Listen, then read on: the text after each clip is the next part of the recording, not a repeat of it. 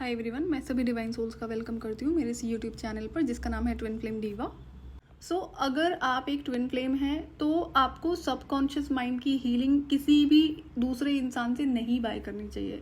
जैसे कि कई सारे जो खुद को क्लेम करते हैं कि वो हीलर्स हैं और सबकॉन्शियस माइंड हीलिंग के प्रोग्राम के सेशंस को वो सेल करते हैं, जिसमें कोई इशू नहीं है, बहुत अच्छी बात है अगर आप इस तरह की सर्विसेज दे रहे हैं। लेकिन अगर आप ट्विन फ्लेम हैं तो ये आपको नहीं करना चाहिए। चॉइस आपकी है, मेरा काम सिर्फ बताने का है। जैसे कि इनर वर्क में मुझे भी गाइडेड था डिवाइन की तरफ से कि मुझे सबकॉन्शियस माइंड की हीलिंग करनी है, और मुझे बड़े आसान तरीके ही गाइडेड थे जो कि मुझे खुद ही करने थे और इनिशियल डेज में बता दिया गया था मुझे, और जर्नी पे जाने से पहले भी बताया गया था कि किसी भी तरह की हेल्प के लिए मुझे सिर्फ खुद पर डिपेंड होना है, किसी बाहरी इंसान पर डिपेंड नहीं होना है, अदरवाइज मैं भटकूंगी। तो जो कि मना था मुझे, और इनर वर्क की सारी गाइडेंस मुझे डिवाइन की तरफ से दी जा रही थी। तो मैं अपनी सबकॉन्शियस माइंड की हीलिंग खुद से करती हूँ, कोई भी बाहर से हेल्प नहीं ली थी मैंने। लेकिन जब मैंने सेशंस लेने शुरू करे तो वहाँ पर कुछ ट्विन फ्लेम्स ने अपने रियल जो एक्सपीरियंसेस हैं, जब इन सेशंस को इन लोगों ने बाय करा है किसी से भी, तो उनके कुछ अलग से एक्सपीरियंसेस है, वो मैं ज़रूर शेयर करूँ। इसी वजह से आपको पता होना चाहिए कि क्या रीजंस हैं कि आपको कभी भी सबकॉन्शियस माइंड की हीलिंग किसी भी दूसरे हीलर से या ट्विन फ्लेम कोच से नहीं बाय करनी चाहिए। तो एक डीएफ ने बताया था सेशन में कि कोई दूसरी जो कोच है, जो ट्विन फ्लेम कोच खुद को बोलती हैं, और वो सबकॉन्शियस माइंड की हीलिंग करती है। तो अब क्या होता है कि जब इस डीएफ ने कांटेक्ट किया, जो कि पेड सेशन ही था और पेड काउंसलिंग सेशन लिया, अब वो अपनी प्रॉब्लम कंप्लीटली बता भी नहीं पाई थी, जो कि हाफ एन आवर का टाइम था, और जल्दी जल्दी कि जैसे मर्जी ये टाइम फिनिश हो जाए और उसकी कॉल डिस्कनेक्ट हो। तो वो जो खुद को कोच बताती है, खुद को हीलर बताती है, तो उसने प्रॉब्लम को कंप्लीटली सुना भी नहीं और उसे डायरेक्टली बोल दिया कि आप सबकॉन्शियस माइंड की हीलिंग का प्रोग्राम जो सेशन है वो बाय कर लो। तो उसके चैनल पे क्या है कि उसका वही एक काम है, या तो वो एस्ट्रोलॉजी बर्थ चार्ट में आपको डायरेक्ट करती है, या तो फिर आपको सबकॉन्शियस माइंड की हीलिंग के लिए बोलती है। मतलब आप कोई भी इशू बताओगे तो सीधे आपको बोले कि सबकॉन्शियस माइंड की हीलिंग करा लो। तो ये डीएफ का कहना था कि मेरी प्रॉब्लम उसने ढंग से कंप्लीटली सुनी ही नहीं, मैं पूरा बोल ही नहीं पाई, और सीधे उसने बोला कि आप सबकॉन्शियस माइंड की हीलिंग ले लो, क्योंकि आधे घंटे का टाइम दिया था काउंसलिंग सेशन का, जो भी उन्होंने अमाउंट पे किया था। तो शी वाज कंसर्न कि उन्हें समझ में आया कि ये सिर्फ एक प्रोग्राम को सेल कर रही है, कोई कोच वोच नहीं है, सिर्फ एक ऐसी चल रहा ड्रामा। अब क्या होता है उसके बाद में, तो ये तो काउंसलिंग सेशन था जो उस डीएफ ने लिया, और वहाँ पर जब उस कोच ने बोला कि आप सबकॉन्शियस माइंड की हीलिंग ले लो, उसके बाद क्या होता है, तो उसी कॉल पर उस डीएफ को समझ में आ जाता है कि ये चीज़ नहीं बाय करनी है, और इस इंसान से तो बिल्कुल भी बाय नहीं करनी है। अब डिसाइड किया उसने, तो अब क्या होता है कि वो जो कोच खुद को बोल रही थी ना सबकॉन्शियस माइंड की हीलर, तो इसने क्या करा, एनर्जीज को मैनिपुलेट करना शुरू कर दिया। इसीलिए आपको बहुत ज़्यादा ध्यान रखना होता है, मैं आपको कई बार बोल चुकी हूँ कि ऐसे ही आप किसी से भी कनेक्ट नहीं करा करो। इससे क्या होता है, आप अपनी एनर्जीज उस इंसान से कनेक्ट कर रहे हो और उस इंसान को अपनी एनर्जीज का एक्सेस दे रहे हो। तो वही हुआ उस सेशन में भी। तो अब उस कोच ने क्या करा, उसको ना जो सबकॉन्शियस माइंड होता है उसकी एनर्जी से खेलना शुरू कर दिया। उसने जो एक छोटी सी प्रॉब्लम कंप्लीटली बताई भी नहीं थी, उसी प्रॉब्लम को बार बार उसे दिखाना एनर्जीज के थ्रू, जो कि पॉसिबल होता है। तो जितने भी लोग हैं किसी भी तरह की स्पिरिचुअल प्रैक्टिसेस में हैं, इन्हें एनर्जीज को मैनिपुलेट करना बहुत अच्छे से आता है। तो वही उस कोच ने भी करा। अब जो प्रॉब्लम थी भी नहीं ना, उसने उसे ड्रीम के थ्रू उसे फोर्सफुली दिखाना शुरू करा। तो अभी डीएफ है तो उसे समझ में आ गया कि उसने सेशन जो पहले लिया था जिसमें सिर्फ डिस्कशन ही हुआ था, और जहाँ पर उसने बोला कि सबकॉन्शियस माइंड की हीलिंग लेनी है, जो उसने नहीं लिया, तो वो क्या कर रही थी, वो जो कोच थी कि बार बार उसे एनर्जीज के थ्रू मैनिपुलेट कर रही थी। मतलब उसके दिमाग में डर बिठाना कि जो चीज़ें एक तो हुई भी नहीं है, और अगर आप ये सेशन नहीं लेते हो, ये सबकॉन्शियस माइंड हीलिंग नहीं कराते हो, तब आपको क्या हो सकता है। तो वो एनर्जीज के थ्रू, अब देखो डायरेक्टली बात नहीं हो रही थी उससे, दोबारा बात नहीं हुई उसकी, लेकिन एनर्जीज के थ्रू उसके सबकॉन्शियस माइंड से खेलना। तो बार बार उसको ना वो रिपीटेड चीज़ें दिखाई पड़ने लगी जब से वो उस कोच से कनेक्ट होती है। तो ये था कि वो उसको पुश कर रही थी कि जैसे तैसे ना कि ये इंसान उससे वो सबकॉन्शियस माइंड की हीलिंग को जो प्रोग्राम है उसको बाय कर ले। तो अब ये क्या होता था, ये बड़ा इरिटेटिंग ड्रीम था जो से वो कोच दिखाती थी एनर्जीज को मैनिपुलेट करके, जो कि पॉसिबल होता है। तो अब क्या होता है कि वो बहुत ज़्यादा फ्रस्ट्रेट होने लगी, जो डीएफ थी ना बहुत ज़्यादा परेशान होने लगी, क्योंकि जो चीज़ हुई नहीं है आप उसे इंटेंशनली दिखाने की कोशिश कर रहे हो। बड़ी नेगेटिव सी चीज़ थी जो कि मैं शेयर नहीं कर रही हूँ। तो वो फिर उसके बाद में जब मुझसे थोड़े टाइम के बाद में कनेक्ट हुई है, एकदम से इनिशियल डेज की बात नहीं है। तो ये रीज़न होता है। तो अगर आप किसी भी अब मैं आपको पहले भी बोल चुकी हूँ कि ऐसा ज़रूरी नहीं है कि एक अच्छा इंसान ही हर तरह की स्पिरिचुअल प्रैक्टिसेस को सेल कर रहा है। हर तरह के लोग आपको मिलेंगे और मोस्टली लोग ग्रीडी ही होते हैं।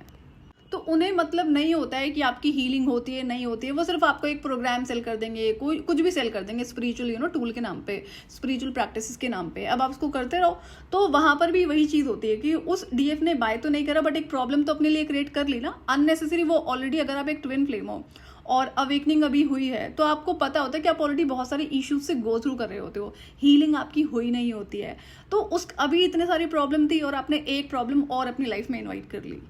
तो ये जो डीएफ है ये उस प्रॉब्लम से काफ़ी टाइम तक झेलती रही उस चीज़ को, क्योंकि उसे पता ही नहीं था इसको बंद कैसे करना है। उस इंसान की एनर्जी से वो कनेक्ट हो चुकी थी। तो वही मैं कहती हूँ कि जब भी आप किसी इंसान से बात करते हो और अगर आप एक एम्पैथ हो, भले भी आपको समझ नहीं आ रहा, अभी जब सेकंड लेवल का इनर वर्क करवाओगे ना तो आपको ये सारी चीज़ें पिकअप होनी शुरू हो जाएंगी, आपको समझ में आना शुरू हो जाएगा। और आपको जो कार्मिक ट्विन फ्लेम की एनर्जीज को आप पिकअप करते हो ना वो आपको बहुत अच्छे से समझ में आएगा कि आपकी कौन सी एनर्जी और आपकी कार्मिक ट्विन फ्लेम की कौन सी एनर्जी है। तो इस तरह के इंसान से अगर आप कनेक्ट करते हो हु इज ग्रीडी एक्चुअली, जिसको सिर्फ अपने प्रोडक्ट्स को सेल करने से मतलब है, और हाँ वो बड़ी मीठी मीठी बातें जरूर करेंगे ना आपसे जब तक अभी आपने सेशन लिया नहीं है। उसके बाद क्या होता है कि आपको फिर अगर आपने एक सेशन ले भी लिया, जैसे किसी और ने भी मुझे ये चीज़ बताई थी कि उसके गाइड करने पर एक ये कोई दूसरी कोच रही होगी कि भाई एक बार सेशन ले लिया सबकॉन्शियस माइंड का, जब लिया तब तो नहीं बताया कि आपको दूसरे सेशन की भी ज़रूरत पड़ेगी या 4 सेशन की ज़रूरत पड़ेगी, और वो अगेन एक्सपेंसिव था। तो जब उसने एक सेशन लिया तो उसको फिर से बोला कि आपको दूसरा सेशन भी लेना पड़ेगा। फिर करते करते ना उसे 4-5 सेशन वो बंद ही नहीं हो रहे थे। तो वो दूसरा इंसान जो था जिसने ये सेशन लिया था तो वो परेशान हो गई कि भाई ये तो सेशन पे सेशन एडवाइस करे जा रही है, उससे पैसे बन रहे थे। तो यहाँ पे क्या होता है, अगर आप बाकी चीज़ें आपकी चॉइस है लेकिन सबकॉन्शियस माइंड की हीलिंग आपको खुद से ही करनी है। किसी भी चीज़ के लिए आपको बाहरी इंसान पे डिपेंड होने की ज़रूरत नहीं पड़ेगी। सो अगर ये जो डीएफ जिसके सबकॉन्शियस माइंड के साथ वो एनर्जीज को मैनिपुलेट कर रही थी, वो जो ट्विन फ्लेम कोच है, अगर उसने डायरेक्टली बात नहीं करी होती ना तब वो नहीं कर पाती। तो यहाँ पर क्या होता है, एक तो उसने पेड काउंसलिंग सेशन लिया, फिर उसने वहाँ पर उससे डिस्कशन किया, आई थिंक ½ एन आवर का टाइम उसने दिया था। तो अब ये बार बार होने लगा और काफ़ी टाइम तक उसने इसे झेला है। तो इन चीज़ों से अगर आप कनेक्ट हो जाते हो, अनइंटेंशनली कनेक्ट हो तो पता नहीं था ना कि ऐसा भी होगा। तो जैसा कि मैंने बोला कि यहाँ पे बड़े सारे इविल एंटिटीज भी हैं जो as twin flame coaches act कर रहे हैं, खुद को हीलर बताते हैं। अब इनकी खुद की एनर्जीज बहुत डार्क होती है, नेगेटिव होती है। तो एक तो इन्हें चलो ठीक है अर्निंग करनी है, उसमें कोई दिक्कत नहीं है, आप प्रोडक्ट सेलिंग कर रहे हो, सेशन सेल कर रहे हो, कोई दिक्कत नहीं है। लेकिन उस इंसान की जब खुद की एनर्जीज नेगेटिव है और अगर आप एक रियल ट्विन फ्लेम हो और आप उस इंसान से कनेक्ट हो रहे हो ना, तो आप अपनी एनर्जीज भी तो शेयर कर रहे हो, तो अल्टीमेटली आप अपना नुकसान ही कर रहे हो। तो इसलिए ना किसी भी इंसान से आप कनेक्ट होने से पहले खुद को सोचा करो। और ये इविल एंटिटीज जितनी भी हैं जो as twin flame coaches act कर रहे हैं, आपको fake dream channelling, fake energy channelling करते हुए नजर आएंगे। या तो वो फेक होगी या तो कहीं और से कॉपी पेस्टेड होगी, ये मैं आपको पहले भी बता चुकी हूँ। तो अगर आप नए सब्सक्राइबर हैं तो ये इस पर जो वीडियोस मैंने शेयर करें कि किस किस तरह की ट्रिक्स खेली जाती है एनर्जीज के नाम पर, चैनलिंग के नाम पर, आप उन वीडियोज़ को ज़रूर सुन लेना। और एक और केस था जिसने मुझे बताया था सेशन में ही कि उसने कोई इंटरनेशनल बंदी थी जो खुद को ट्विन फ्लेम कोच बोलती है और वो भी सबकॉन्शियस माइंड की हीलिंग करती थी। तो उसने भी वही सेम चीज़ खेली कि उसने जब डिस्कशन करा है, पहले काउंसलिंग सेशन लिया है एंड देन उसको वही गाइड किया कि सबकॉन्शियस माइंड की हीलिंग लेनी है, तो उसने क्या करा ना, बहुत ज़्यादा फियर एनर्जी सेंड करनी शुरू कर दी क्योंकि उसने बाय नहीं करा उस सेशन को। तो अभी डेली होने लगा। अब क्या होता है कि ये बड़ी डेंजरस चीज़ हो जाती है। आप मतलब अगर एक नेगेटिव इंसान से कनेक्ट कर रहे हो ना जो खुद को हीलर बता रहा है, तो आप अल्टीमेटली और नेगेटिव एंटिटीज को अपनी एनर्जीज का एक्सेस दे रहे हो। इसलिए आपके लिए बहुत जरूरी होता है कि सबकॉन्शियस माइंड की हीलिंग आपको खुद से ही करनी है, किसी बाहरी इंसान से कोई हेल्प नहीं लेनी है। और जैसा कि इनर वर्क है, ट्विन फ्लेम जर्नी का है, या फिर कोई नॉर्मल इंसान शैडो वर्क करता है, तो ध्यान रहे कि हमेशा आपकी लाइफ में जो भी हीलिंग आप करते हो वहां पर कार्मिक लेसन्स जरूर होते हैं। इवन दो अगर आप सबकॉन्शियस माइंड की हीलिंग कर रहे हो तो वहां पर भी कार्मिक लेसन्स होते हैं। तो एनर्जी वर्क प्लस में कार्मिक लेसन, यही आपका कंप्लीट इनर वर्क होता है, जो भी जिस भी लेवल का आप इनर वर्क कर रहे हो। तो अगर आप ये सोचो सिर्फ एनर्जी वर्क कर लिया और कार्मिक लेसन नहीं रिकग्नाइज किया, ना ही उसे लर्न किया, तो वो किसी काम का नहीं होता है। और सबकॉन्शियस माइंड की हीलिंग एक्चुअली में बहुत आसान होती है, इतना कोई इसमें कुछ डिफिकल्ट नहीं होता है। जो मुझे छोटे छोटे से तरीके बताए गए थे डिवाइन की तरफ से, बड़े आसान तरीके हैं। थोड़ा सा टाइम उसमें ज़रूर लगता है लेकिन वो हो जाता है, और ये बहुत ईजी था मेरे लिए करना। तो ये मैंने कैसे किया था वो मैं अभी सेकेंड लेवल पर ही आपको करवाऊंगी, क्योंकि सबकॉन्शियस माइंड हीलिंग जो है वो सेकेंड लेवल के इनर वर्क का ही पार्ट है। और ये जो सबकॉन्शियस माइंड हीलर्स होते हैं ना, इनको अगर आप कोई भी प्रॉब्लम बताओगे तो ये आपको बोलेंगे पास्ट लाइफ में कुछ हुआ होगा, मतलब पास्ट लाइफ में ज़रूर कुछ हुआ होगा, ऐसा कुछ हो ही नहीं सकता कि पास्ट लाइफ में ना हुआ हो। तो वो अगेन एक फॉल्स होप होती है कि आपने कोई गलती नहीं करी है, आपको पता है ना इस लाइफ में आपने कोई गलती नहीं करी है, तो ये आपको एक्चुअली में फोर्स करेंगे कि नहीं, आपको यही सोचना है कि आपने पिछले जन्म में कुछ गलत काम करा होगा, कुछ गलत कर्म करे होंगे, उसकी वजह से आप यहाँ पर ये प्रॉब्लम फेस कर रहे हैं। फिर चाहे आपके कार्मिक पेरेंट्स हैं या फिर कोई और इशू है या फिर लव लाइफ में इशू है, तो प्लीज अंडरस्टैंड यहाँ पर एक सेटअप होता है, ट्रैप होता है कि आपको पिछले जन्म की उस पर थोप देना और इसके बेसिस पे आप इनसे कनेक्ट हो जाओ, इनसे आप सर्विसेज लेने लगो, जो कि रियलिटी नहीं है। और जैसा कि ट्विन फ्लेम्स बहुत ज़्यादा सेंसिटिव होते हैं, तो बड़ा इजीली कोई भी इंसान उनसे एनर्जेटिकली कनेक्ट हो जाता है। और जनरली ट्विन फ्लेम्स को नहीं पता होता है कि वो कितने ज़्यादा पावरफुल है उनकी एनर्जीज का। और अगर एक इंसान को एक्सेस मिलता है उनकी लाइफ से कनेक्टेड रहने का, तो आप अल्टीमेटली अपनी एनर्जीज को अनइंटेंशनली ड्रेन ही कर रहे होते हैं। तो अभी ये जो सबकॉन्शियस माइंड हीलर थी, जिसका एक पहली ट्विन फ्लेम ने बताया था कि जब सेशन नहीं बाय करा है सबकॉन्शियस माइंड हीलिंग का, तो उसका दो ही काम था कि आपको डिपेंडेंट बनाना बर्थ चार्ट के ऊपर कि इस ग्रह की ये दशा चल रही है, उस ग्रह की वो दशा चल रही है, महादशा चल रही है, इसकी वजह से अभी आपकी लाइफ में ये हो रहा है, वो हो रहा है। तो इनका यही होता है कि आपको डिपेंडेंट बनाना कि अगर प्लैनेट मूव नहीं करेगा तो आपकी जिंदगी भी मूव नहीं कर रही है। तो इन चीज़ों से आपको एक्चुअली में दूर रहना चाहिए। बर्थ चार्ट पर मैंने एक ऑलरेडी वीडियो शेयर करा हुआ है कि बर्थ चार्ट एस्ट्रोलॉजी जो आप डिपेंडेंट हो जाते हो साइंस को देखने के लिए, ये बिल्कुल भी रिक्वायर्ड नहीं होता है। तो उस वीडियो को आप देखोगे तो काफ़ी मेंटल क्लैरिटी आपको मिलेगी, किस तरह से मैंने अपनी लाइफ में इन चीज़ों को आइडेंटिफाई किया था। और ये जितने भी मैनिपुलेटर्स होते हैं ना, जो खुद को हीलर्स बताते हैं, ये आपको बहुत ज़्यादा जो स्क्रीनशॉट्स होते हैं ना, वो पोस्ट करते हुए नजर आएंगे। ये अगेन एक मार्केटिंग टैक्टिक्स होती है। क्योंकि एक इंसान देखेगा ना भाई किसी ने जेन्युइनली वहाँ पर चैट पे भेजा हुआ है और स्क्रीनशॉट शेयर करा है, तो इसमें बहुत ज़्यादा सच्चाई नहीं होती है। ये सिर्फ और सिर्फ मार्केटिंग टैक्टिक होती है। क्योंकि आप देखोगे तभी तो आप जाओगे ना कि हाँ भाई किसी को हेल्प हुई है। किसी से भी हेल्प लेने में कोई प्रॉब्लम नहीं है। मैं सिर्फ और सिर्फ ट्विन फ्लेम्स के लिए बोल रही हूँ क्योंकि आप सेंसिटिव बीइंग होते हैं और ये नॉर्मल इंसान जाता है ऐसे सेशंस को लेने, कोई दिक्कत नहीं। क्योंकि उन्हें बहुत ज़्यादा एनर्जीज का आइडिया नहीं होता है। तो जब उस ट्विन फ्लेम को बहुत ज़्यादा प्रॉब्लम होने लगी, वो बार बार ड्रीम्स के थ्रू उसे फियर क्रिएट करती थी, अगर सेशन बाय नहीं करा या सबकॉन्शियस माइंड हीलिंग नहीं ली तो ये हो जाएगा, वो हो जाएगा। फिर उसे मैंने डिस्कनेक्ट करना सिखाया था इन लोगों से। अगर आप किसी भी इंसान से कनेक्टेड हो एनर्जेटिकली, तो उससे डिस्कनेक्ट होने का भी प्रोसेस होता है, जो मैं आपको सेकेंड लेवल के इनर वर्क में करवाऊंगी। तो मेरा कहने का मतलब ये है कि अगर आप किसी के पास जा रहे हो अपनी प्रॉब्लम का सोल्यूशन लेने और सोल्यूशन तो मिला नहीं और एक प्रॉब्लम और आप लेकर आ गए, तो इन चीज़ों को आपको अवॉइड करना होता है। और सबकॉन्शियस माइंड की हीलिंग बहुत ही आसान प्रोसेस है जो आप खुद से कर पाओगे।